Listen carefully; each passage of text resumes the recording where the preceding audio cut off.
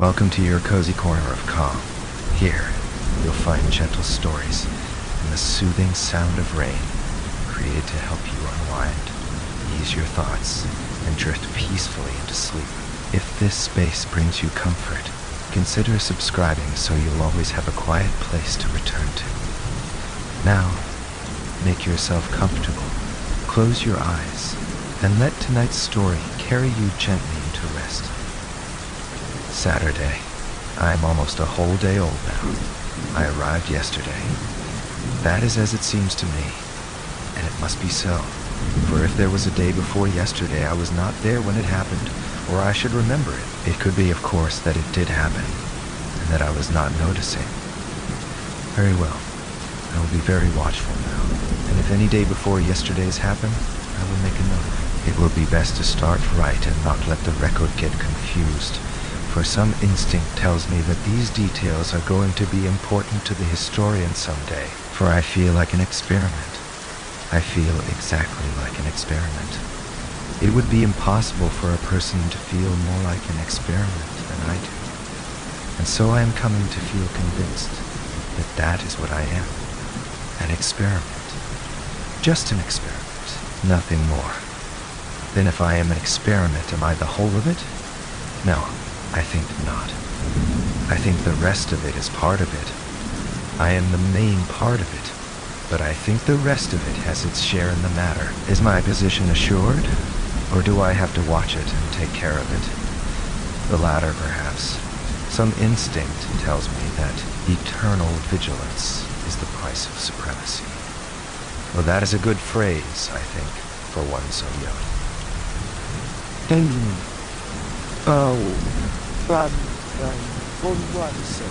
Everything looks better today than it did yesterday.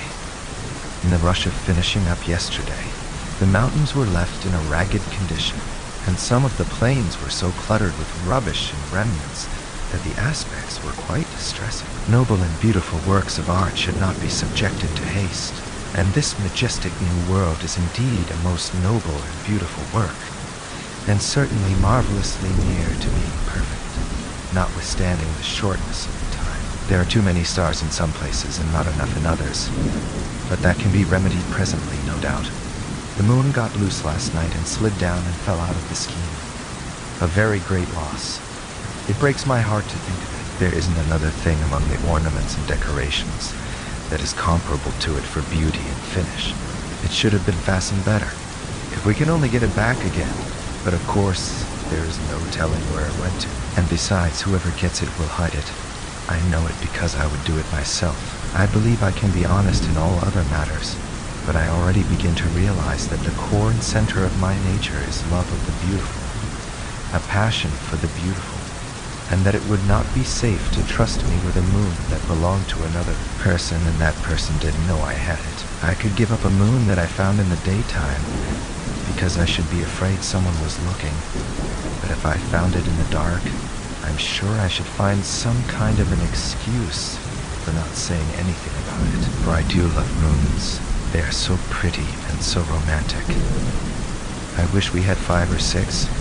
I would never go to bed. I should never get tired lying on the moss bank and looking up at them. Stars are good too. I wish I could get some to put in my hair, but I suppose I never can. You would be surprised to find how far off they are, for they do not look it. When they first showed last night, I tried to knock some down with a pole, but it didn't reach, which astonished me. Then I tried clods till I was all tired out, but I never got one. It was because I am left-handed and cannot throw good. Even when I aimed at the one I wasn't after, I couldn't hit the other one, though I did make some close shots. For I saw the black blot of the clod sail right into the midst of the golden clusters 40 or 50 times, just barely missing them, and if I could have held out a little longer, maybe I could have got one. So I cried a little, which was natural, I suppose, for one of my age. And after I was rested, I got a basket and started for a place on the extreme rim of the circle, where the stars were close to the ground and I could get them with my hands, which would be better anyway, because I could gather them tenderly then and not break them. But it was farther than I thought, and at last I had go give it up. I was so tired I couldn't drag my feet another step. And besides, they were sore and hurt me very much. I couldn't get back home. It was too far and turning cold. But I found some tigers and nestled in among them and was most adorably comfortable. And their breath was sweet and pleasant because they live on strawberries. I had never seen a tiger before, but I knew them in a minute by the stripes. If I could have one of those skins, it would make a lovely gown. Today I'm getting better ideas about distances. I was so eager to get hold of every pretty thing that I giddily grabbed for it. Sometimes when it was too far off, and sometimes when it was but 6 inches away, but seemed a foot, alas, with thorns between. I learned a lesson. Also, I made an axiom, all out of my own head, my very first one.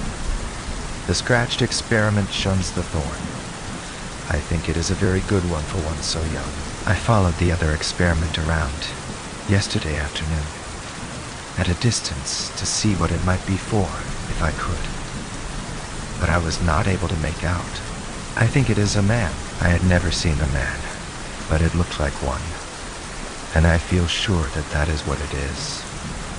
I realize that I feel more curiosity about it than about any of the other reptiles. If it is a reptile, and I suppose it is, for it has frowsy hair and blue eyes, and looks like a reptile. It has no hips.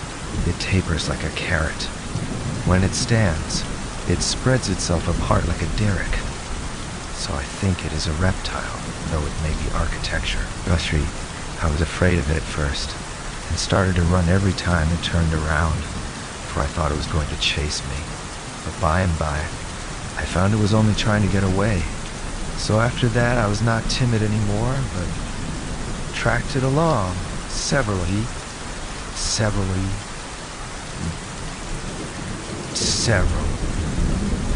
didn't more, but tracked it along. 7 hours, about 20 yards behind, which made it nervous and unhappy. At last it was a good deal worried and climbed a tree. I waited a good while, then gave it up and went home. Today the same thing over. I've got it up the tree again. Sunday. It is up there yet, resting apparently. But that is a subterfuge. Sunday isn't the day of rest. Saturday is appointed for that. It looks to me like a creature that is more interested in resting than in anything else. It would tire me to rest so much. It tires me just to sit around and watch the tree. I do wonder what it is for. I never see it do anything. They returned the moon last night, and I was so happy. I think it is very honest of them. It slid down and fell off again, but I was not distressed. There is no need to worry when one has that kind of neighbors. They will fetch it back. I wish I could do something to show my appreciation. I would like to send them some stars, for we have more than we can use. I mean I, not we, for I can see that the reptile cares nothing for such things. It has low tastes and is not kind.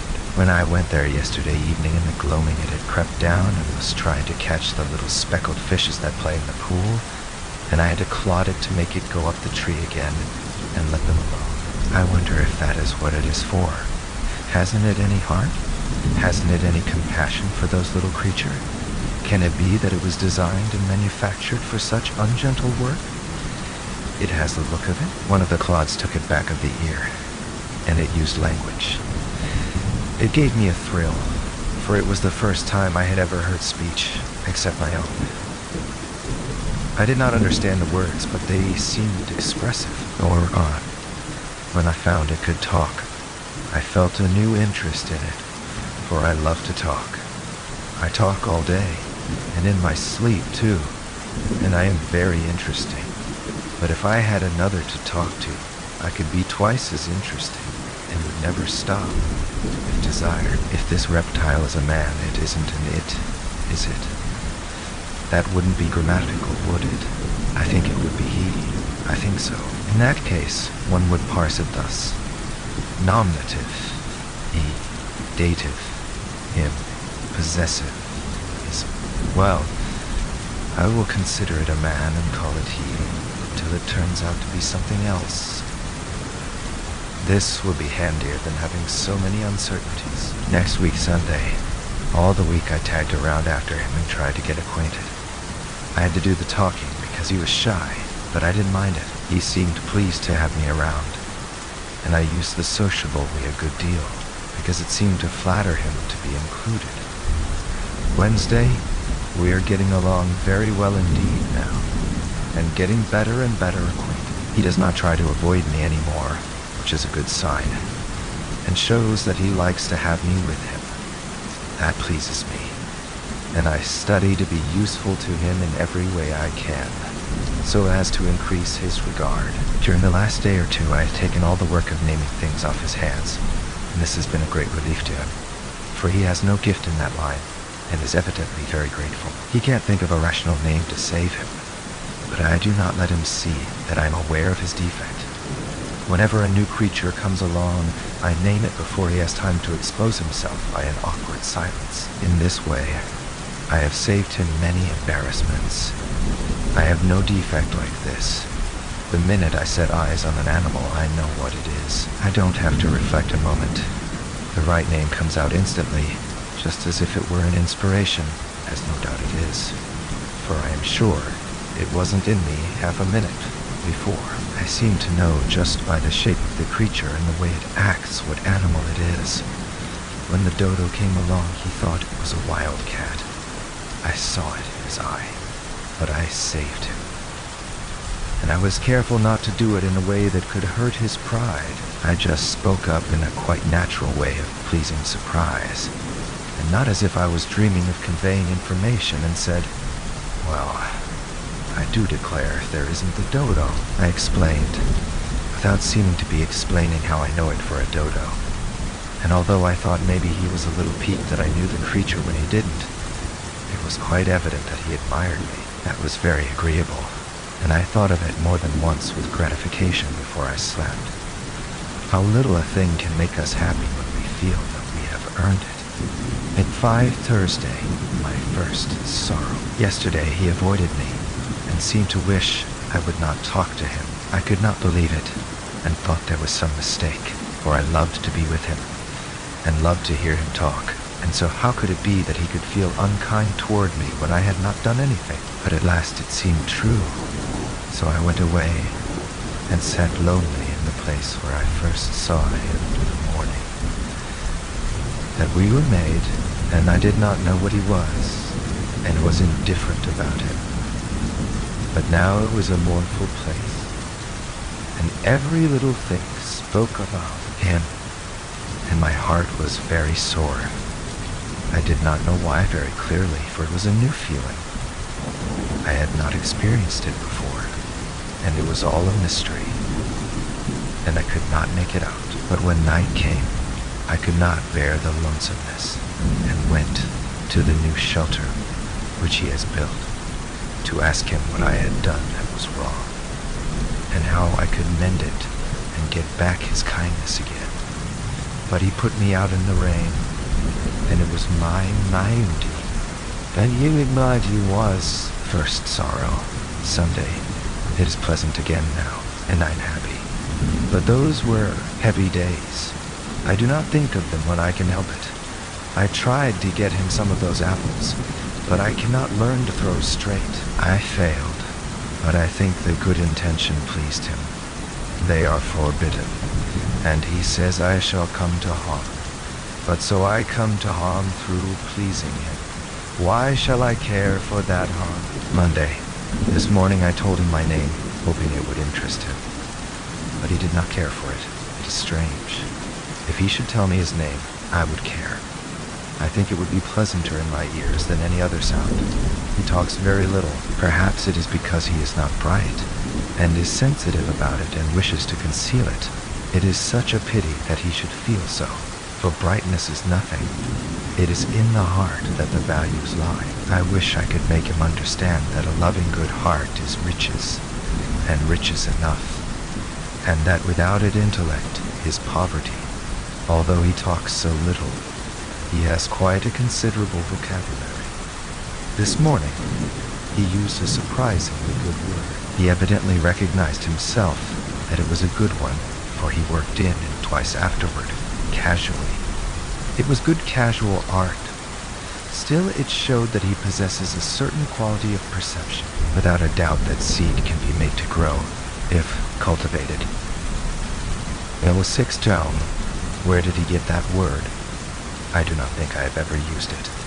No, he took no interest in my name. I tried to hide my disappointment, but I suppose I did not succeed. I went away and sat on the moss bank with my feet in the water. It is where I go when I hunger for companionship, someone to look at, someone to talk to. It is not enough. That lovely white body painted there in the pool, but it is something, and something is better than utter loneliness. It talks when I talk. It is sad when I am sad. It comforts me with its sympathy. It says, "Do not be downhearted, you poor friendless girl. I will be your friend." It is a good friend to me, and my only one. It is my sister. That first time that she forsook me, I shall never forget. That never, never, my heart was lead in my body, I said.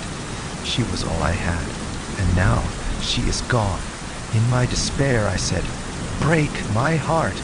I cannot bear my life anymore," and hid my face in my hands. And there was no solace for me. And when I took them away after a little, there she was again, white and shining and beautiful, and I sprang into her arms. That was perfect happiness. I had known happiness before, but it was not like this, which was ecstasy. I never doubted her afterward. Sometimes she stayed away, maybe an hour, maybe almost the whole day, but I waited and did not doubt.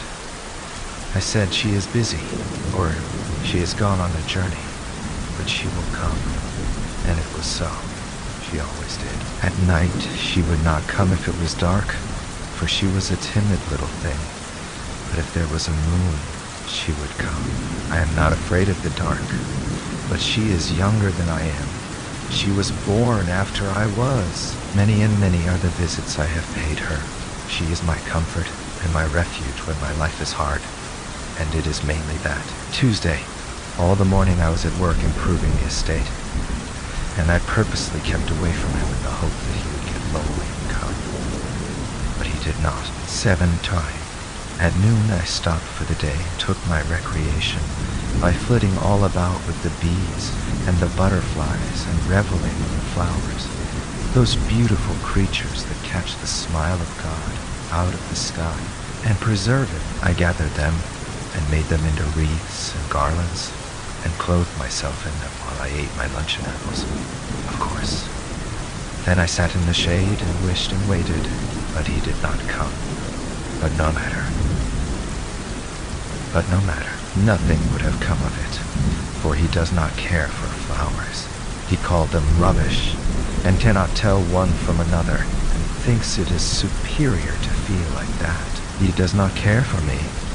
He does not care for flowers. He does not care for the painted sky at eventide. Is there anything he does care for, except building shacks to coop himself up in from the good clean rain, and thumping the melons, and sampling the grapes, and fingering the fruit on the trees to see how those properties are coming along? I laid a dry stick on the ground and tried to bore a hole in it with another one, in order to carry out a scheme that I had. And soon, I got an awful fright. A thin, transparent bluish film rose out of the hole, and I dropped everything and ran. I thought it was a spirit, and I was so frightened, but I looked back, and it was not coming. So I leaned against a rock and rested and panted, and let my limbs go on trembling until they got steady again. Then I crept warily back, alert, watching, ready to fly if there was occasion. And when I was come near, I parted the branches of a rose bush and peeped through, wishing the man was about. I was looking so cunning and pretty, but the sprite was gone. I went there, and there was a pinch of delicate pink dust in the hole. I put my finger in to feel it, and said, "Ouch," and took it out again. It was a cruel pain. I put my finger in my mouth, and by standing first on one foot and then the other, and grunting, I presently eased my misery. Then I was full of interest and began to examine. I was curious to know what the pink dust was. Suddenly the name of it occurred to me, though I had never heard of it before. It was fire. I was as certain of it as a person could be of anything in the world. So without hesitation, I named it that. Fire. 8. I had created something that didn't exist before. I had added a new thing to the world's uncountable properties. I realized this, and was proud of my achievement, and was going to run, find him, and tell him about it, thinking to raise myself in his esteem, but I reflected and did not do it. No, he would not care for it. He would ask what it was good for, and what could I answer?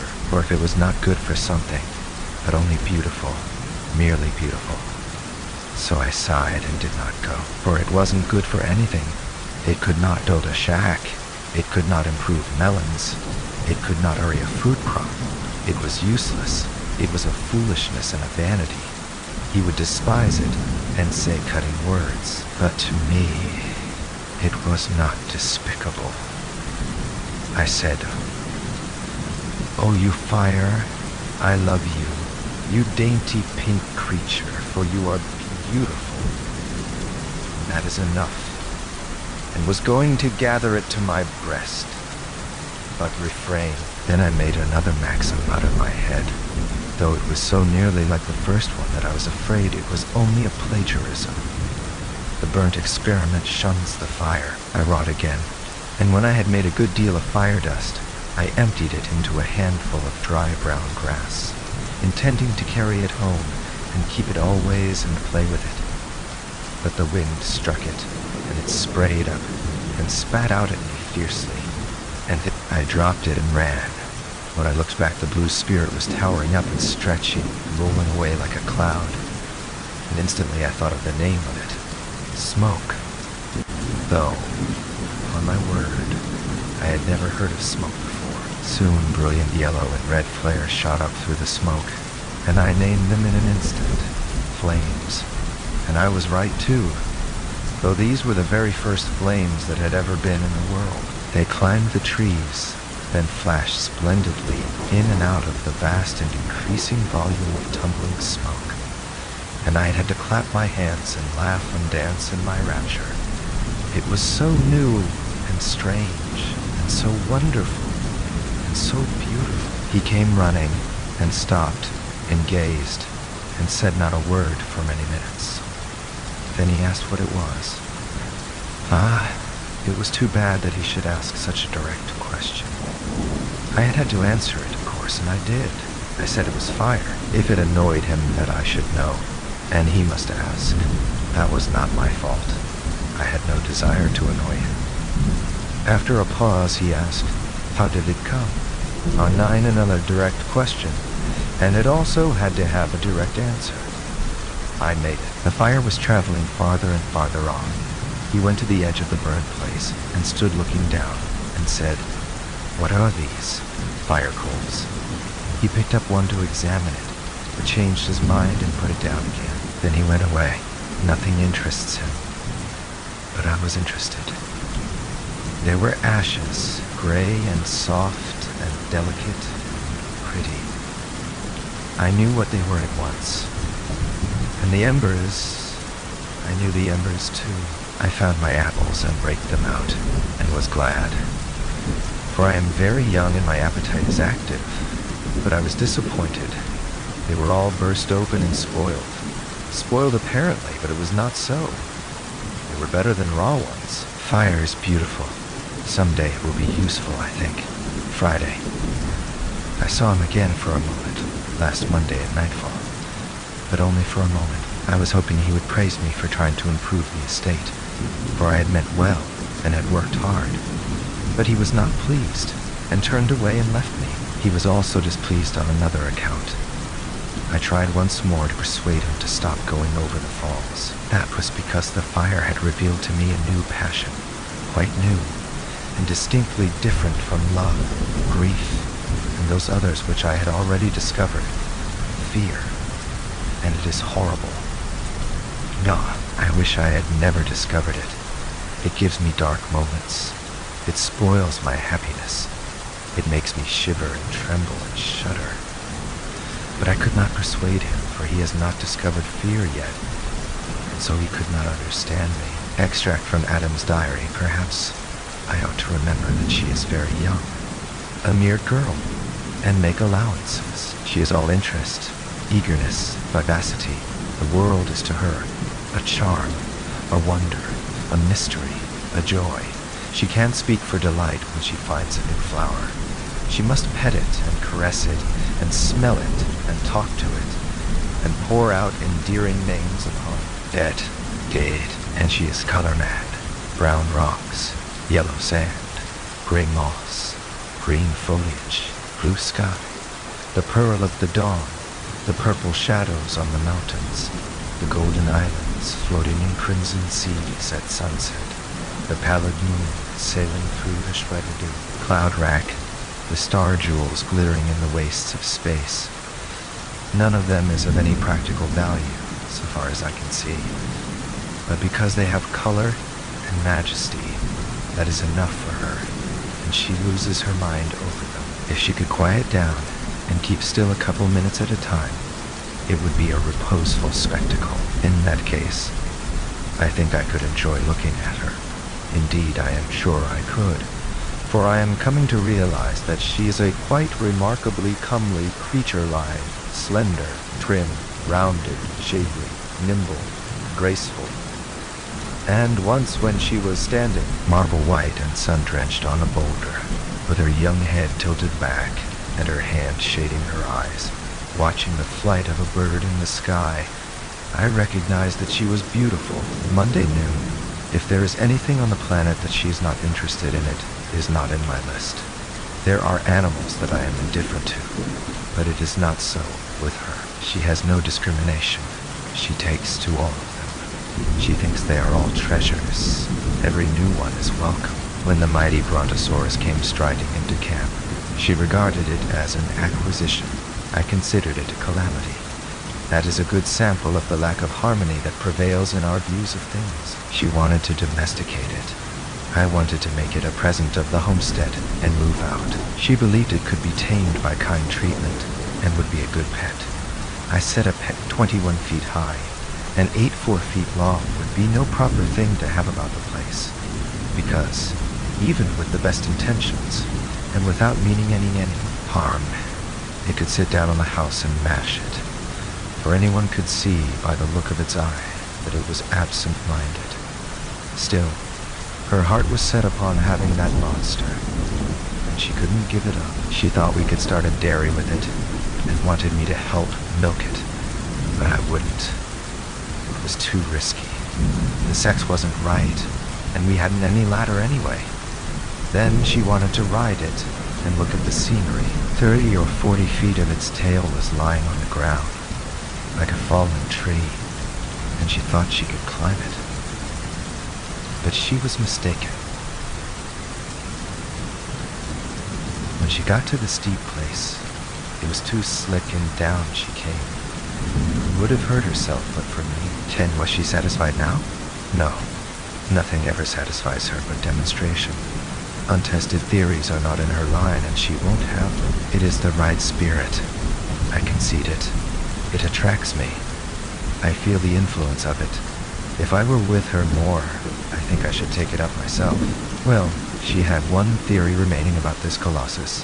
She thought that if we could tame it and make him friendly, we could stand in the river and use him for a bridge. It turned out that he was already plenty tame enough, at least as far as she was concerned, so she tried her theory. But it failed.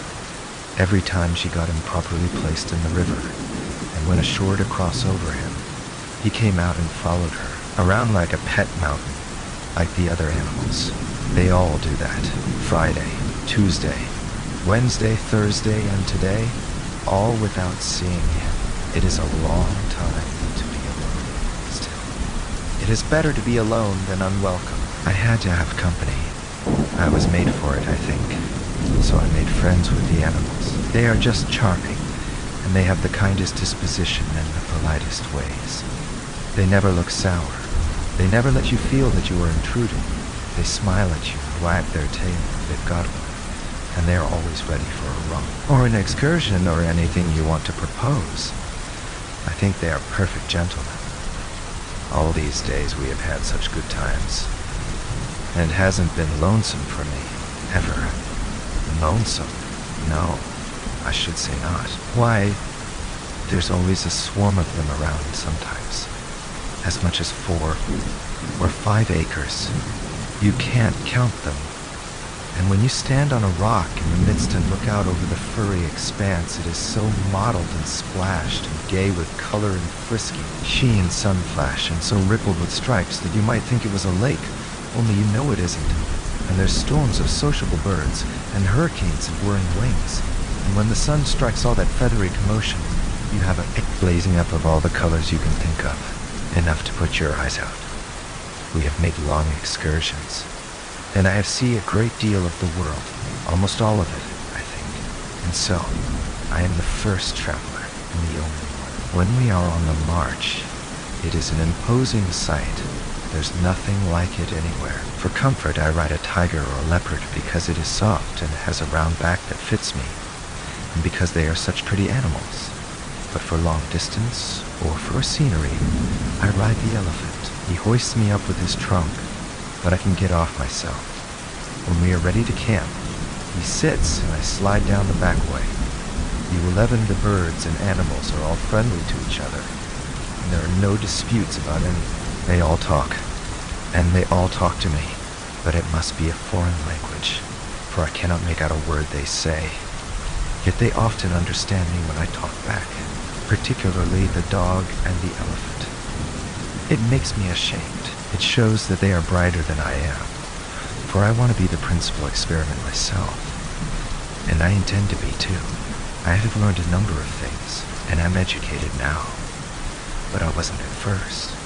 I was ignorant at first. At first it used to vex me because, with all my watching, I was never smart enough to be around when the water was running uphill. But now I do not mind it. I have experimented and experimented until now I know it never does run uphill, except in the dark. I know it does in the dark because the pool never goes dry, which it would, of course, if the water didn't come back in the night. It is best to prove things by actual experiment. Then you know. Whereas if you depend on guessing and supposing and conjecturing, you never get educated. Some things you can't find out.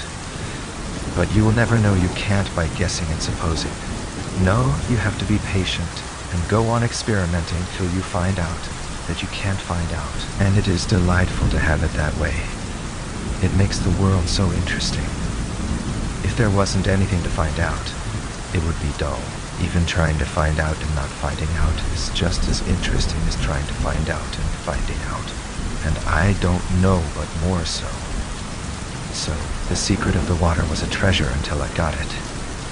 Then the excitement all went away, and I recognized a sense of loss. By experiment, I know that wood swims, and dry leaves, and feathers, and plenty of other things.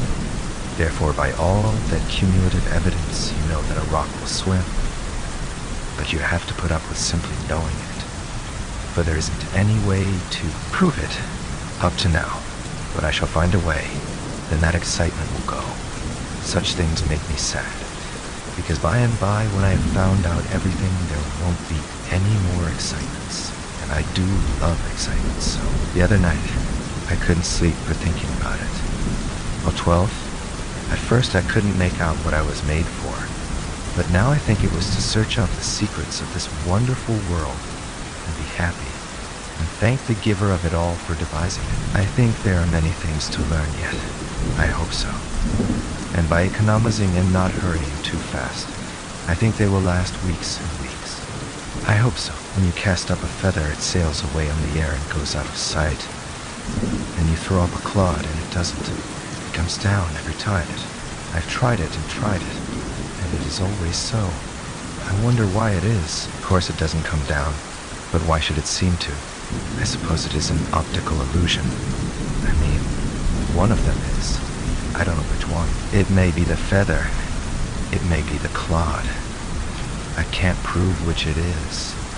I can only demonstrate that one or the other is a fake, and let a person take his choice. By watching, I know that the stars are not going to last. I have seen some of the best ones melt and run down the sky. Since one can melt, they can all melt. Since they can all melt the same night. That sorrow will come. I know it. I need to sit up every night and look at them as long as I can keep awake.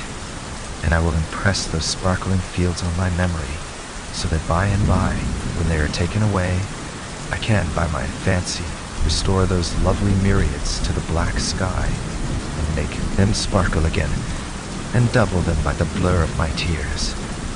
After the fall, when I look back, the garden is a dream to me. It was beautiful, surpassingly beautiful, enchantingly beautiful. And now it is lost, and I shall not see it anymore. The garden is lost, but I have found him, and am content. He loves me as well as he can.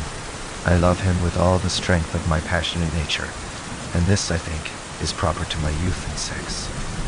If I ask myself why I love him, I find I do not know, and do not really much care to know. So I suppose that this kind of love is not a product of reasoning and statistics, like one's love for other reptiles and animals. I think that this must be so. I love certain birds because of their song, but I do not love Adam on account of his singing. No, it is not that. The more he sings, the more I do not get reconciled to it. Yet, I ask him to sing, because I wish to learn to like everything he is interested in.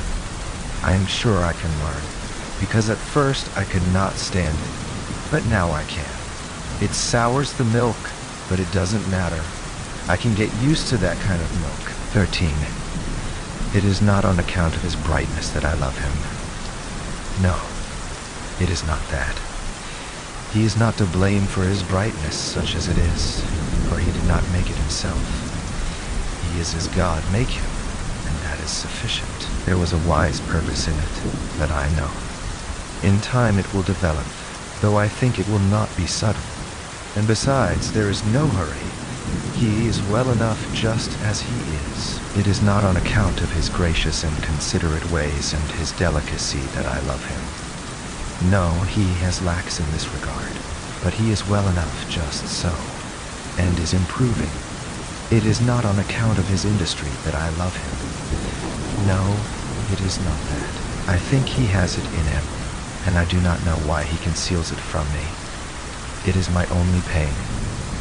Otherwise, he is frank and open with me now. I am sure he keeps nothing from me but this. It grieves me that he should have a secret from me, and sometimes it spoils my sleep, thinking of it. But I will put it out of my mind. It shall not trouble my happiness, which is otherwise full to overflowing. It is not on account of his education that I love him. No, it is not that. He is self-educated, and does really know a multitude of things, but they are not so. It is not on account of his chivalry that I love him. No, it is not that. He told on me, but I do not blame him. It is a peculiarity of sex, I think, and he did not make his sex. Of course I would not have told on him. I would have perished first, but that is a peculiarity of sex, too. And I do not take credit for it, for I did not make my sex. Then why is it that I love him? Merely because he is masculine, I think. At bottom he is good, and I love him for that, but I could love him without it. If he should beat me and abuse me, I should go on loving him. I know it. It is a matter of sex, I think. 14. He is strong and handsome, and I love him for that. And I admire him, and am proud of him. But I could love him without those qualities. If he were plain, I should love him. If he were a wreck, I should love him. And I would work for him, and slave over him, and pray for him, and watch by his bedside until I died. Yes, I think I love him merely because he is mine and is masculine. There is no other reason, I suppose, and so I think it is as I first said. that this kind of love is not a product of reasonings and statistics. It just comes, none knows whence, and cannot explain itself, and doesn't need to. It is what I think, but I am only a girl, the first that has examined this matter, and it may turn out that in my ignorance and inexperience I have not got it right. 40 years later, it is my prayer, it is my longing, that we may pass from this life together. A longing which shall never perish from the earth, but shall have place in the heart of every wife that loves, until the end of time, and it shall be end of time, and it shall be end of time. Called by my name, but if one of us must go first, it is my prayer that it shall be I, for he is strong, I am weak. I am not so necessary to him as he is to me. Life without him would not be life. Now could I endure it. Now could I endure it. This prayer is also immortal, and will not cease from being offered up while my race continues. I am the first wife, and in the last wife I shall be repeated. At Eve's grave, Adam, wheresoever she was, there was Eve.